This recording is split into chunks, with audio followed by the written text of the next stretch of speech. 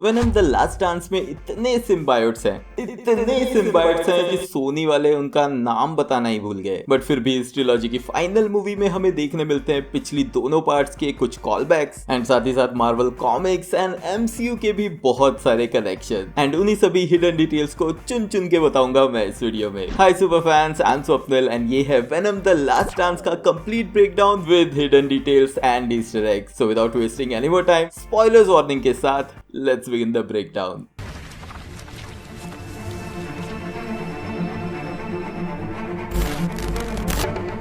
Movie की शुरुआत होती है प्लेनेट क्लिंटार पे जो होम है सिम्बायोट्स का एंड यहीं पे बीचों बीच बैठा हमें दिखता है नल। ऑल्सो ये प्लेनेट नेम क्लिंटार का रियल मीनिंग होता है सिम्बायोट्स लैंग्वेज में केज एंड उसी केज में जहाँ पहले सिम्बायोट्स कैद थे अब नल को कैद कर दिया गया है एंड उसे कैप्चर किया है किसी और ने नहीं, उसी के क्रिएटेड सिम्बायोट्स ने। ये स्टोरी लाइन एग्जैक्टली उठाई गई है 2018 की वेनम इशू 3 से, जिसमें नल इसी तरह बीच में बैठा हुआ है थ्रोन पे। नल को इस मूवी में वॉइस ओवर किया है famous actor, director and voice artist Andy Serkis ने। उन्होंने ये एमसीयू में यूलिसिस क्लॉ को भी पहले प्ले किया हुआ है। इनफैक्ट उन्होंने वेनम का second part let there be Carnage direct की थी, तो ये उनका मार्वल मूवीज के साथ तीसरा रोल है। यही हमें पता चलता है नल ढूंढ रहा है कोडेक्स जो उसका फ्रीडम की चाबी है। नल को मार्वल कॉमिक्स में डिस्क्राइब किया गया है one of the most powerful super villains के रूप में। ये कैरेक्टर फर्स्ट टाइम इंट्रोड्यूस हुआ था 2018 में वेनम वॉल्यूम 4 इशू 3 में। ओरिजिनली नल एग्जिस्ट करता है यूनिवर्स के द एंडलेस वॉइड में, जब तक कि सेलेस्टियल्स ने आके उसे ऑफर की उसकी new position of king in black, जिसका काम था सेलेस्टियल के क्रिएशंस की देखभाल करना। लेकिन लाइट एनर्जी से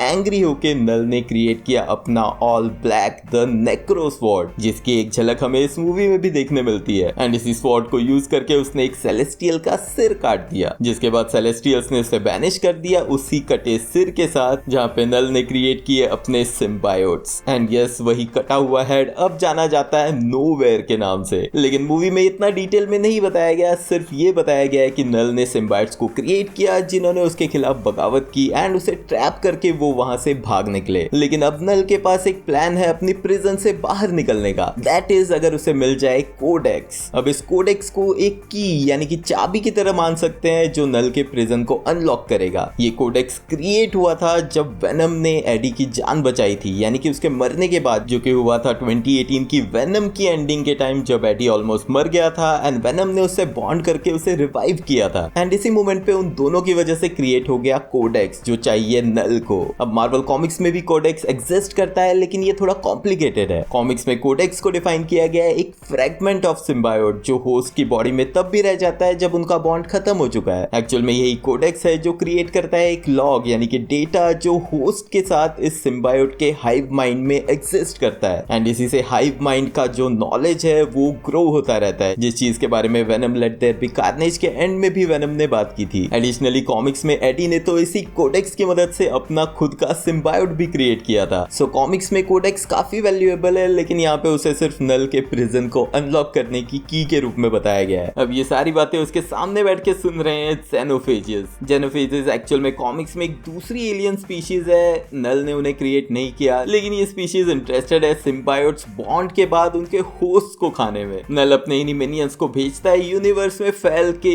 उस कोडेक्स को ढूंढने के लिए एंड ऐसा करने के लिए वो ओपन करता है ये मल्टीपल पोर्टल्स। कॉमिक्स में भी उसके पास इसी तरह यूनिवर्स में कहीं भी ट्रैवल करने की पावर्स है। अब हमें दिखता है एडी ब्रॉक एंड वेनम जो मैक्सिको में ड्रंक बैठे हैं अर्थ 616 में। यहाँ एडी का डायलॉग मेंशन करता है थैनोस को पर्पल फ्रेंड के रूप में एंड बारटेंडर गुस्से से कहता है कि उसकी फैमिली थैनोस की वजह से 5 साल गायब थी, हिंटिंग द ब्लिप। लेकिन तभी उन दोनों के पीछे पोर्टल ओपन होता है एंड वो खींच के वापस चले जाते हैं सोनी वाले यूनिवर्स में। अब ऑल्दो ये स्पाइडरमैन नो वे होम के एंडिंग का एग्जैक्ट सीन रिक्रिएट किया गया है जिसमें थोड़ी सी लाइन चेंज है, लेकिन उस सीन में हमें एडी एंड वेनम इवेपोरेट होते हुए गायब होते हुए दिखे थे, बट यहाँ पे उन्हें पोर्टल के थ्रू खींच के ले जाया जाता है। लेकिन सोनी यूनिवर्स में भी वो एग्जैक्ट उसी लोकेशन पे पहुंचते हैं, उसी बार में, उसी बारटेंडर के सामने जो इस यूनिवर्स में उस बारटेंडर का वेरिएंट होगा। इस रियलिटी में पहुंचते ही वेनम कमेंट करता है कि he is tired of this multiversal shit. ऐसा ही same dialogue Deadpool and Wolverine में डेडपुल ने भी रिसेंटली कहा था। Can we just be done? Oh, we're just getting started. No. With the whole multiverse thing. But then Venom अपने लिए drink बनाता है एंड जब वो न्यूज में देखते हैं कि पैट्रिक मुलिगन की डेथ हो चुकी है एंड एडी पे उसकी मौत का इल्जाम लगा है, तब वो शॉक हो जाते हैं। डिटेक्टिव पैट्रिक मुलिगन पिछली मूवी यानी कि लेट देयर बी कार्नेज की क्लाइमैक्स बैटल में कार्नेज की वजह से इंजर्ड हुआ था, बट वो मरा नहीं था एंड यहाँ भी वो मरा नहीं है, जो डिटेल्स थोड़ी देर में पता चलेगी। अब एडी कहता है कि वो लोग सैन फ्रांसिस्को नहीं जा सकते एंड इसीलिए इस स्टैच्यू ऑफ लिबर्टी के मिनिएचर वर्जन को देख के वो कहता है कि उन्हें न्यूयॉर्क सिटी जाना चाहिए। यहीं पे वो मेंशन करता है कि वो उस सिटी से भी बैंड है, लेकिन वहाँ के जज के खिलाफ उसके पास कुछ सबूत है जो उसे एंट्री दिला सकता है सिटी में। अब ये रेफरेंस है फर्स्ट वेनम मूवी के इस सीन का। But we don't want a repeat of the Daily Globe incident. Ow, really? अब ये सीन रेफरेंस है कॉमिक्स की स्टोरी लाइन से, जहाँ डेली ब्यूगल के एक कॉम्पिटिटर डेली ग्लोब के एडिटर के साथ एडी का झगड़ा हुआ था, जिसके बाद उसे सैन फ्रांसिस्को छोड़ के जाना पड़ा था। लेकिन इस स्टैचू को देखने के बाद वेनम फर्स्ट टाइम मेंशन करता है कि वो इस स्टैचू को देखना चाहता है। यहाँ से बाहर जाते टाइम वेनम टिप के रूप में एक कॉइन छोड़ता है अपने एक छोटे से पार्ट के साथ, जिसे थोड़ी देर बाद फिर से दिखाया जाएगा। बाहर निकल के एडी एंड वेनम को कुछ शोर सुनाई देता है एंड वो उस तरफ जाते हैं। जहाँ पहुंचते हैं वो एक सीक्रेट वेयर हाउस में, जहां डॉग्स को बांध के रखा गया है फाइट कराने के लिए। इस डॉग फाइटिंग रिंग को ऑपरेट करने वाले थग्स और उनका लीडर एडी को कन्फ्रंट करता है एंड उसे हिट करता है, बट देन एडी वेनम को टेक ओवर करने देता है उन सभी को पीटते हुए एंड उन डॉग्स को भी केजेस से छोड़ता है ताकि वो रिवेंज ले सके। इसी फाइट सीन में एक मोमेंट पे हमें एडी वेनम के थ्रू उल्टा लटका हुआ दिखता है, काफी ऑब्वियस रेफरेंस स्पाइडरमैन के इसी तरह उल्टा लटकने का। ऑल्सो चारों गुंडों को मारने से पहले वेनम एंड एडी को उनका सिग्नेचर कैच फ्रेज बोलने मिलता है।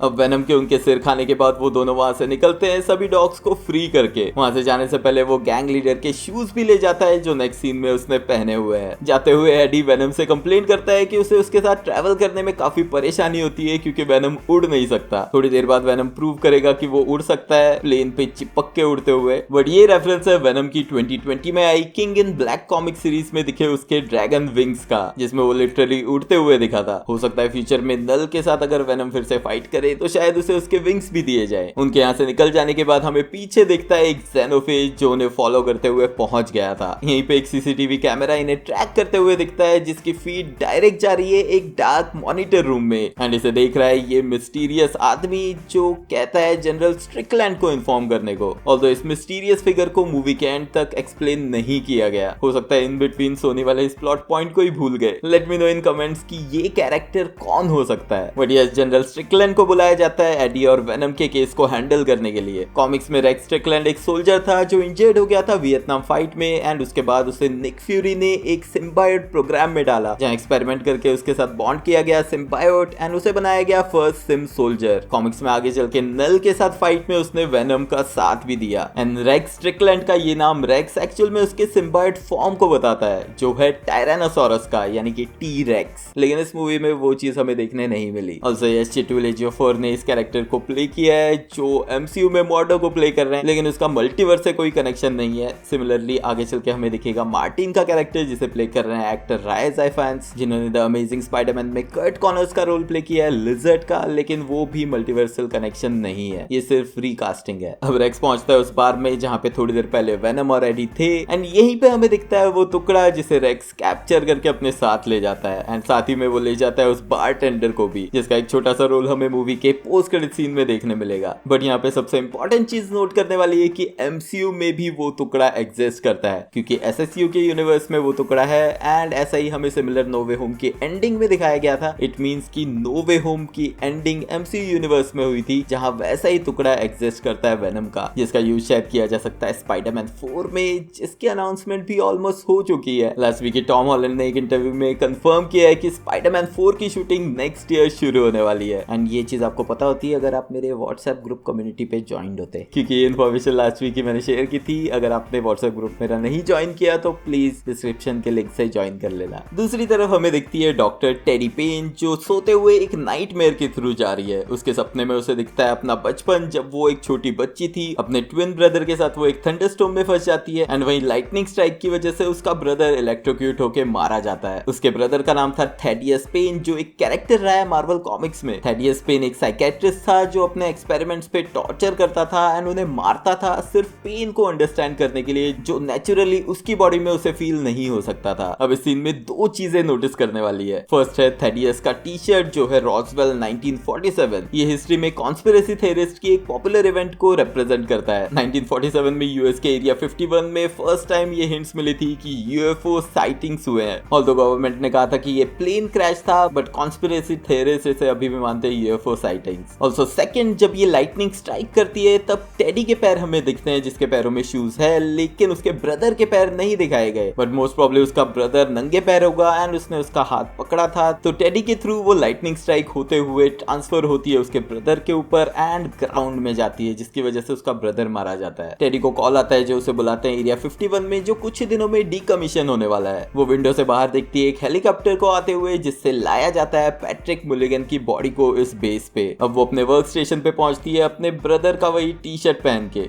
गाड़ी से आते वक्त वो पार करती है एरिया 51 के पास का एक लेटर बॉक्स जिसपे कुछ स्टिकर्स लगे हुए हैं। अब ये रियल वर्ल्ड में जाना जाता है द ब्लैक मेल बॉक्स के नाम से, जो एरिया 51 के बाहर सच में एग्जिस्ट करता है। एरिया 51 के बाहर फर्स्ट लुक मिलता है हमें इन मैसिव हाइपर एसिड डिसॉल्वमेंट टैंक्स का, जो इस लोकेशन के कुछ पार्ट्स को डिस्ट्रॉय करने के लिए यूज हो रहे हैं एंड मूवी के एंड में इनका काफी इंपॉर्टेंट चीज को डिस्ट्रॉय करने का रोल होगा। यहीं पे उसकी गाड़ी रुकती है और वो बात करती है एक army personnel say about area 51 being destroyed and यहाँ सिर्फ कॉकरोच ही सर्वाइव कर सकते हैं। एंड यही सेम कॉल बैक हमें मूवी के पोस्ट क्रेडिट सीन में देखने मिलता है। ऑल्सो वो कहती है कि कॉकरोचेस 28 करोड़ साल से जिंदा है एंड ये ट्रू है। इनफैक्ट कॉकरोचेस 30 करोड़ ईयर्स से जिंदा है। देन एरिया 51 के थ्रू होते हुए वो जाती है एक सैंड वाटरफॉल के थ्रू एंड वहां बाहर निकलती है वो एरिया 55 में, यानी कि गवर्नमेंट एरिया 51 को डिस्ट्रॉय कर रही है, लेकिन सीक्रेटली एरिया 55 बन चुका है जहां पे कैप्चर्ड है बहुत सारे सिम्बायोट्स एंड इस प्रोग्राम का नाम है इंपीरियम प्रोग्राम। कॉमिक्स में सिम्बायोट्स के हाइव माइंड नेटवर्क को इंपीरियम नाम दिया गया था एंड यहाँ पे उसी का रेफरेंस यूज किया गया है। यहीं पे वो मिलती है सिक्योरिटी इंचार्ज जिम से, जो क्लाइमैक्स में एक सिम्बायोट होस्ट बनेगा एंड साथ ही उसकी कलीग सेडी एंड स्ट्रिकलैंड से भी, जो सेडी की मदर का बनाया क्रिसमस ट्री ब्रोच का मजाक उड़ाता है। अब कॉमिक्स में सेडी के साथ बॉन्ड हुआ था सिम्बायोट लैशर एंड इस सेडी के साथ भी ऐसा ही कुछ होते दिखेगा क्लाइमैक्स में, प्लस उसके ब्रोच के green and red colours represent करेंगे उसके सिम्बायोट कलर्स को भी। टेडी के लैब में हमें दिखता है कुछ और सिम्बायोट जो कैप्चर्ड है तब से जब फर्स्ट वेनम के टाइम अर्थ पे ये सिम्बायोट्स आए थे। इनफैक्ट एक फ्लैशबैक सीन के थ्रू हमें इसी फर्स्ट मोमेंट पे रेक्स को भी दिखाया गया है जो इन सिम्बायोट्स को कैप्चर करने पहुंचा था। यहीं पे हमें पता चलता है कि पैट्रिक मुलिगन भी जिंदा है, लेकिन जिस सिम्बायोट के साथ उसका पहले बॉन्ड हुआ था लेट देयर बी कार्नेज के एंड में, उसने उसे मरने दिया, बट इन साइंटिस्ट ने उसे यहाँ लाने के बाद एक न्यू सिम्बायोट के साथ उसे अटैच किया जिसकी वजह से वो जिंदा है। अब कॉमिक्स की वजह से हम जानते हैं कि पैट्रिक मुलिगन टॉक्सिन बनने वाला था, लेकिन वो यहाँ कंफर्म नहीं किया गया है। अब हो सकता है कि कार्नेज वाला पार्ट वो टॉक्सिन होता, लेकिन अब भी जिस सिम्बायोट के साथ उसने कंबाइन किया वो भी टॉक्सिन हो सकता है, बट सोनी ने कुछ कंफर्म ही नहीं किया। अब इन तीनों को मुलिगन के थ्रू वो सिम्बायोट बताता है नल की थ्रेट एंड एक्चुअल में वो सिर्फ बताता नहीं दिखाता भी है। एंड इस सीन में हमें देखने मिलता है नल का कॉमिक्स वाला स्पाइरल सिंबल। ऐसा ही सिंबल कॉमिक्स में भी दिखा था जब नल ने करप्ट किया था सिम्बायोट्स को। ऑल्सो यहाँ पे फर्स्ट टाइम हमें देखने मिलती है नल की नेक्रोस्वॉर्ड प्रॉपर फॉर्म में, द ऑल ब्लैक नेक्रोस्वॉर्ड जिसे नल ने क्रिएट किया था। सेलेस्टियल को उसने उसी से मारा था जिसका हेड है nowhere. And yes, Thor love and thunder में गॉर द गॉड बचर ने उसी स्वॉर्ड को यूज किया था। ऑल्दो मार्वल एंड सोनी के कंफ्यूजिंग कॉन्ट्रैक्ट्स की वजह से वो कंफर्मेशन हमें नहीं मिला कि वो नेक्रोस्वॉर्ड नल वाला नेक्रोस्वॉर्ड, बट ये वाला नेक्रोस्वॉर्ड नल का है। एडी के साथ वेनम चिपका हुआ होता है न्यूयॉर्क की तरफ जाने वाले एक प्लेन पे, जहाँ पे उनके ऊपर फर्स्ट टाइम अटैक करता है ज़ेनोफेज, बट वो लोग उसे डॉज करते हैं एंड प्लेन की टरबाइन में डाल देते हैं जिससे उसके टुकड़े होकर जमीन पे गिरते हैं, लेकिन कुछ ही देर में वो फिर से जुड़ जाता है, हिंटिंग कि इसे मारना कितना मुश्किल होने वाला है। यहीं पे वेनम एडी से सेपरेट होता है एंड खुद को एक पैराशूट की तरह यूज करके एडी को जमीन पे लैंड करवाता है। एंड इसी मोमेंट पे जाके वेनम एडी को पूरी सच्चाई बताता है नल के बारे में एंड उनके बॉन्ड की वजह से क्रिएटेड कोडेक्स के बारे में भी। यहीं पे जब एडी वेनम को उसके क्रिएटर का नाम पूछता है तो वेनम काफी डरते हुए नल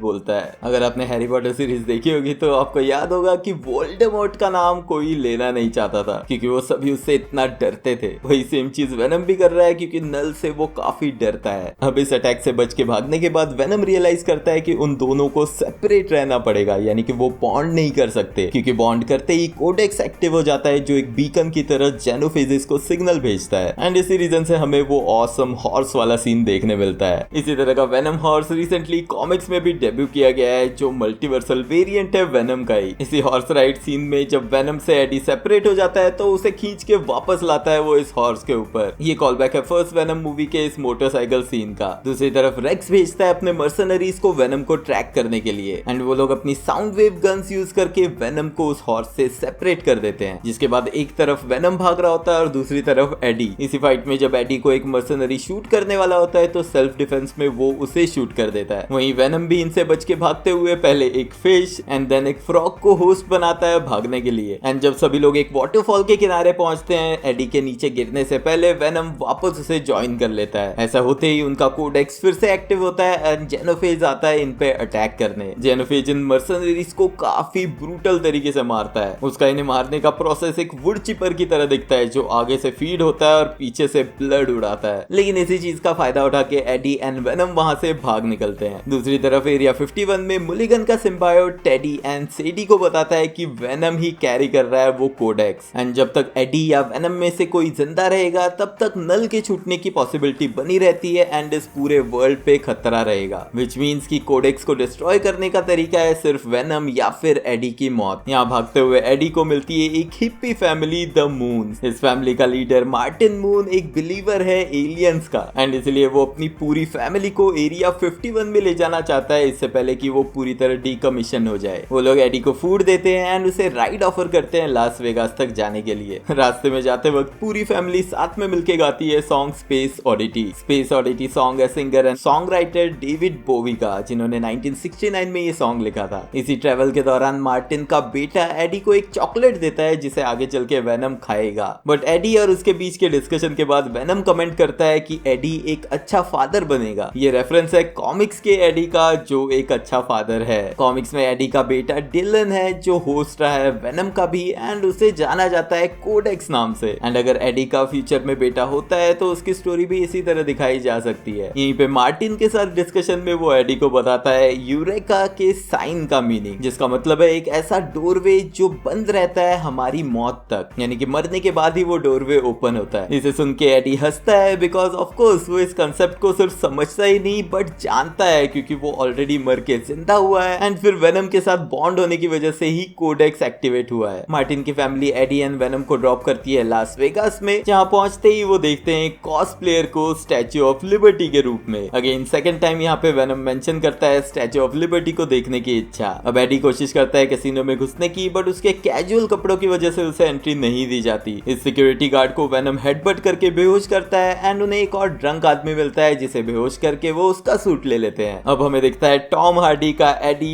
जेम्स बॉन्ड टाइप सूट में। अब ये रूमर्स काफी टाइम से चल रहे हैं कि next James bond Tom Hardy होगा, तो यहाँ पे हमें उनका लुक भी देखने मिल गया। इस कसीनो में एंटर होते टाइम एडी एंड वेनम एक दूसरे को कहते हैं थेल्मा एंड लुइस। 1991 की थेल्मा एंड लुइस मूवी एक बड़ी फ्यूजिटिव फिल्म है, तो उस मूवी का प्लॉट इस स्टोरी लाइन पे काफी जचता है। कैसीनो में एडी एंड वेनम पहले तो गेमिंग मशीन पे पैसे वेस्ट करते हैं, लेकिन कुछ ही देर बाद उन्हें दिखती है मिसेस चेन, जो ना ही सिर्फ बाय चांस यहाँ पे है बट लकीली वो बहुत सारे पैसे भी जीत चुकी है, जिस वजह से उन्हें मिला एक बढ़िया रूम एंड वो वेनम एंड एडी को उस जगह पे ले जाती है। वेनम द लास्ट डांस से मिसेस चेन का सोनी यूनिवर्स में ये 4th अपीयरेंस है। Yes, 3 movies 4th appearance, because एक अपीयरेंस उनका स्पाइडरमैन अक्रॉस द स्पाइडरवर्स में भी देखने मिला था। बाय द वे, जिसका ब्रेकडाउन मैंने 2 पार्ट में किया था, वो वीडियो आप बाद में कार्ड से चेकआउट कर सकते हो। अब मूवी के टाइटल की वजह से वो वेनम को कन्विंस करती है उसके साथ डांस करने के लिए एंड जैसे ही वेनम फुल फॉर्म में एडी से कनेक्ट होता है, जेनोफेज वहां पे ट्रैक करके अटैक करता है। ऑल्दो वेनम के सेपरेट होते ही जेनोफेज चला जाता है, लेकिन तभी पहुंच जाती है स्ट्रिकलैंड एंड उसके आदमी, जो एडी एंड वेनम को सेपरेट करके उन्हें पकड़ के ले जाते हैं एरिया 51। दूसरी तरफ मार्टिन मून की फैमिली भी एरिया 51 पहुंच जाती है, जो एक बड़ी सी शेड पे चढ़ के वेट करते हैं एलियंस को देखने का। एडी को स्ट्रिकलैंड उसके सेल से बाहर निकालता है ताकि वो पर्सनली उसे शूट करके मार सके, जिससे कोडेक्स डिस्ट्रॉय हो जाएगा। लेकिन सेडी, जो वेनम और एडी की हेल्प करना चाहती थी, वो वेनम को अपने थ्रू उसके पास ले आती है एंड कुछ देर के लिए वेनम हमें सेडी से अटैच भी दिखता है। कॉमिक्स में हमें शी वेनम दिख चुकी है, जो एक्चुअल में थी एडी ब्रॉक की एक्स गर्लफ्रेंड एनी वेंग, जिससे वो सेपरेट हो चुका है। बट देन वेनम जंप करता है एडी के ऊपर एंड उसे टेक ओवर करके उसकी जान बचाता है। लेकिन ये बॉन्ड बनते ही जेनोफेज उस फैसिलिटी पे अटैक करता है, सबको मारते हुए। पैट्रिक मुलिगन का सिम्बायोट उसे पकड़ के थोड़ी देर रोकने की कोशिश करता है ताकि वेनम भाग पाए, लेकिन वो उसे भी मार देता है। टेडी और सेडी मिलके बाकी सिम्बायोट्स को छुड़ाते हैं जो वहां पे मौजूद दूसरे साइंटिस्ट और बाकी लोगों से बॉन्ड करते हैं। कॉमिक्स में द लीथल प्रोटेक्टर सीरीज की वजह से 5 सिम्बायोट्स पॉपुलर है, जिनमें आते हैं वेनम के अलावा एग्नी, फेज,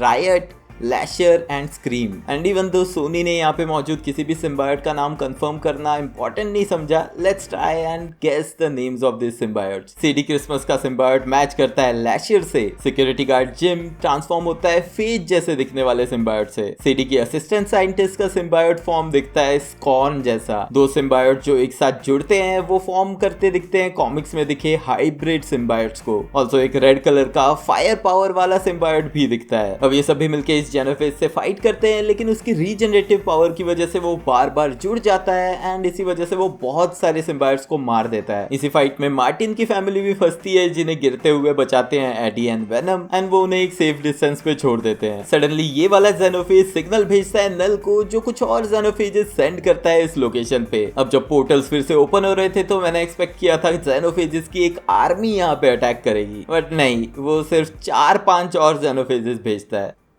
मतलब क्लाइमैक्स फाइट टफ क्यों करवानी, बस ट्रिलॉजी खत्म करते हैं सोच के। अब स्ट्रिकलैंड को रियलाइज होता है कि रियल एनिमीज जेनोफेज है और वो वेनम का साथ देता है उन्हें मारने में। वो सभी मिलके एक हेलीकॉप्टर ब्लेड की मदद से उस जेनोफेज को खत्म करते हैं, लेकिन यहीं पे रेक्स स्ट्रिकलैंड के साथ साथ एडी भी बुरी तरह से घायल हो जाता है। एंड यही वेनम हेलीकॉप्टर में अगेन मेंशन करता है स्टैच्यू ऑफ लिबर्टी को देखने की उसकी लास्ट विश। इसी सीन में एडी वेनम को उसके निकनेम द लीथल प्रोटेक्टर नाम से बुलाता है, बट यहाँ पे उसका सिग्निफिकेंस कुछ ज्यादा हो जाता है क्योंकि वेनम सच में एक प्रोटेक्टर का रोल निभाने वाला है। अब बॉन्ड होने की वजह से एडी एंड वेनम को पता लग जाता है कि उन्हें क्या करना पड़ेगा इन्हें रोकने के लिए। वो ओपन जगह पे आते हैं जहाँ जेनोफेजेस उन पे अटैक करते हैं एंड वेनम खुद को एक्सपैंड करके उन सभी को खुद में ट्रैप कर लेता है एंड उन एसिड टैंक्स की तरफ जाते टाइम वो एडी को पुश करके एक सेफ डिस्टेंस पे छोड़ देता है। स्ट्रिकलैंड के थ्रू ये एसिड शावर एक्टिवेट करने से पहले वो एडी को बाय फॉर नाउ बोलता है। ऑल्सो स्ट्रिकलैंड जो बुरी तरह इंजर्ड था एंड एसिड उस पे भी गिर जाता है, वो मरते मरते एक ग्रेनेड फोड़ता है एंड उन सभी को अपने साथ ले जाता है, विच ऑल्सो मीन्स कि वेनम भी मर जाता है एंड उसके मरते ही कोडेक्स डिस्ट्रॉय हो जाता है, जिसका रियलाइजेशन नल को उसके प्लेनेट पे लगती है, यानी कि वो वहां पे ट्रैप हो चुका है। अब सेडी को बचाने के लिए टेडी एक्टिवेट करती है अपना खुद का सिम्बायोट, जहां उसके हाथ के वाइल में इलेक्ट्रिक स्पार्क्स दिखते हैं एंड जब वो उसके साथ बॉन्ड होती है तो वो बनती है एगनी। एगनी की पावर में हमें सुपर स्पीड दिखती है, जिससे दौड़ के जाके वो सेडी को सेफ डिस्टेंस पे लेके आती है। अब ये super speed and electric power Agony के पास कॉमिक्स में नहीं है। अब एंड में एडी उठता है एक हॉस्पिटल में, जहां एक मिलिट्री ऑफिशियल उसे इन्फॉर्म करता है कि एरिया 51 में उसकी मदद की वजह से अब उसे पार्डन कर दिया गया है सभी आरोप से। ओनली कंडीशन इज एडी इस सारी इवेंट को सीक्रेट रखेगा। एडी फाइनली पहुंचता है न्यूयॉर्क सिटी, जहां बैकग्राउंड में हमें सुनाई देता है मरून 5 का सॉन्ग मेमोरीज एंड इसी सॉन्ग के साथ एडी की मेमोरीज के थ्रू हमें दिखता है वेनम का मोन्टाज सीन। फाइनली वेनम की लास्ट विश पूरी करते हुए एडी पहुंचता है स्टैच्यू ऑफ लिबर्टी के सामने एंड उसके वहां बैठ के इस व्यू को एंजॉय करते हुए ये मूवी खत्म होती है। वेनम द लास्ट डांस में टोटल 2 एंड क्रेडिट्स हैं, जिनका ब्रेकडाउन मैंने पिछले वीडियो में किया है, तो वो एंड स्क्रीन से चेकआउट कर लेना। ऑल्सो कमेंट में बताना आपको ये ब्रेकडाउन कैसा लगा एंड सब्सक्राइब कर लेना, क्योंकि नेक्स्ट वीडियो होने वाला है एगाथा सीरीज का फिनाले, 2 एपिसोड फिनाले जो